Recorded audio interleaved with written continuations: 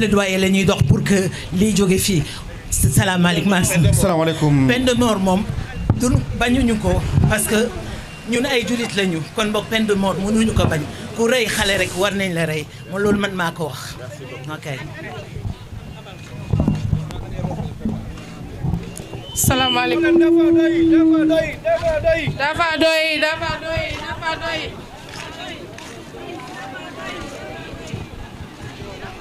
dafa doy. nañ jëm ba bunt loolu nañ bàyyi ba dem ca buntu presse. salaamaaleykum ñoo ngi leen di nuyu toute la population de Malika. madame la maire Khady Gadiaga commission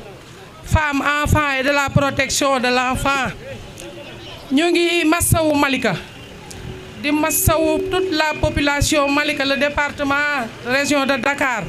di massawu képp kuy jigéen di jur sa doom. xam nañ li métti wii dal ci Diary Sow lu ko gën a métti amul kon ñu ngi massaw askan wi yëpp di wax ni wax dëgg yàlla maison de la femme taxawaay bii mu ci am lii rek la war a def parce que sunu présidente maison de la femme Diary Sow mi sët la ci moom wëlbatiku nekk maamam nekk ci lépp ci moom kon su luy dalee ñun waa maison de la femme population Malika waruñoo seetaan lu mel nii te duñ ci def sunuy jéego. moo tax ñu fas yéene dem ba préfecture ba jox préfet suñu mémorandum di ko wax ni ko lii bëggatuñ koo gis ci Malika parce que lii nii wax dëgg yàlla violation dëggantaan njaay la kon nag ñu ngi remercier waa AJS di remercier femme de Malika yëpp di rafetlu affaire initiative bi di rafetlu ministère de la femme acte bi présence bi mu fi def le conseil département képp koo xamante ne les honorables députés du département ñëpp ñëw nañ ci yëf yi bokk ak ñun tiis wi kon ñu ngi remercier ñëpp képp ku ñëw ak ku ñëwul yëpp xam nañ ni affaire Diary Sow bi metti na ñëpp kon nag ñu ngi remercier ñëpp waaye di remercier le préfet ak le commissaire bi nga xam ne ñoo nu may autorisation bi ba nga xamante ne ñoo ni waaw ñuy remercier madame la commissaire parce que taxawaay bu rafet la taxaw ci affaire bi nii kon nag ñoo ngi koy jaajëfal bu baax ndax acte yi muy def ci Malika gis nañ ko de moom ñun suñu commissaire Malika bii kon ñoo ngi koy remercier encore une fois population Malika di remercier violence violence violence violence violence violence mettital mettital violence violence mettital mettital violence violence violence mettital mettital violence violence mettital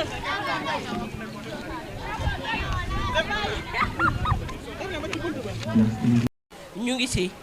ngi àndoon ci marche bi nag pour dénoncer violence yi nga xam ne moom la ñuy def ci xale yi mais ci genre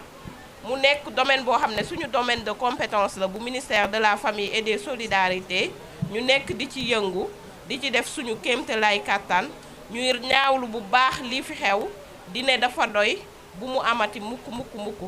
di wax ne tamit ñu ngi ñaax tamit parents yi ñu gën a farlu am vigilance ci xale yi di leen téye mais aussi di leen ñaax di leen déglu te aussi di leen tàggat ci seen bopp ba nga xam ne xale bi bu génnee am yenn approche yuñ ko def dina am fit pour dellu ci parent pour wax ko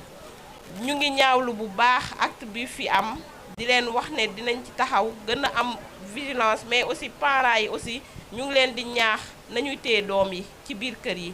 di leen ñaax xale bi bu nekkee xale bu ndaw a ndaw nañ koy jàngal ne ko yow mii sa yaram yaa ko moom pour muy am yenn mun di protéger boppam mais aussi xale yi nañ leen di téye ci biir kër yi bu baax a baax di leen wax ne ministère de la famille et des solidarités defar na benn numéro vert boo xam ne 116 la c'est totalement gratuit ba pare H24 boo voté di nga leen jot pour ñuy dénoncer di dénoncer parce que dañuy dénoncer certes mais ñi nga xam ne ñooy buuroo xale yi dañuy xool ne ci famille bi lañu bokk dañ naan su ma ko waxee dina yàq njaboot gi ñu leen di wax ne ministère bi numéro boobu mu def mën nga dénoncer mais ça sera dans l'anonymat kenn du xam ne yow laa koy def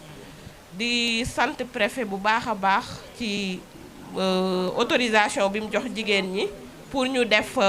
marche bi, mais aussi commissaire tamit ci encadrement bi mu def.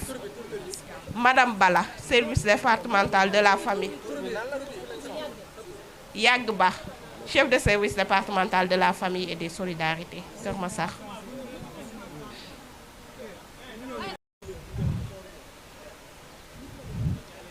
Donc, je voudrais vous déclarer vraiment au nom de la Fédération des groupements de femmes de Malika sur le meurtre de la petite Diary Sow. Nous, Fédération des groupements de femmes de Malika, avons appris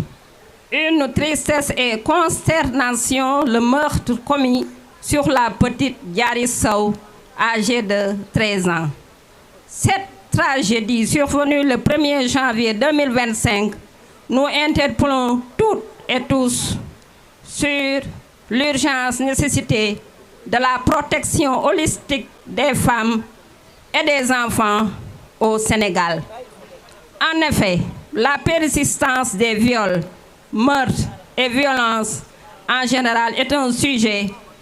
préoccupant qui met en lumière des enjeux sociaux, culturels et légaux. Malgré les efforts des organisations de la société civile et du gouvernement, les violences sexuelles restent une triste réalité. Elles sont commises dans les maisons, dans les quartiers, dans les lieux publics. Cette autre et touche toutes les couches de la société, particulièrement les femmes et les filles. Les croyances erronées sur le genre et la dépendance normalise les comportements abusifs. La pauvreté et la dépendance économique peuvent exposer davantage les femmes et les jeunes à des abus. Ces violences engendrent des conséquences dévastatrices sur toute la société, car toute perte en vie humaine est un bras de moins au développement de notre chère nation. Elles sont aussi des impacts psychologiques et physiques sur les victimes telles que la dépression, les troubles du stress post-traumatique et le handicap, mais également les répercussions sur les familles et les communautés, exacerbant les inégalités de genre. Ces violences qui mirent le quotidien des femmes et des enfants ne peuvent plus rester impunis. Ainsi, en tant que citoyennes et citoyens, nous ne pouvons plus garder le silence face à la persistance de ce phénomène. Nous devons donc agir de manière énergique pour combattre ces violences. Face à cette situation, nous dénonçons avec la dernière énergie cet acte ignoble commis sur une petite fille et qui porte atteinte à la dignité humaine. Nous interpellons les autorités sur les nécessités de mettre en place vraiment des stratégies nationales pour assurer la protection des femmes et des enfants. Merci beaucoup.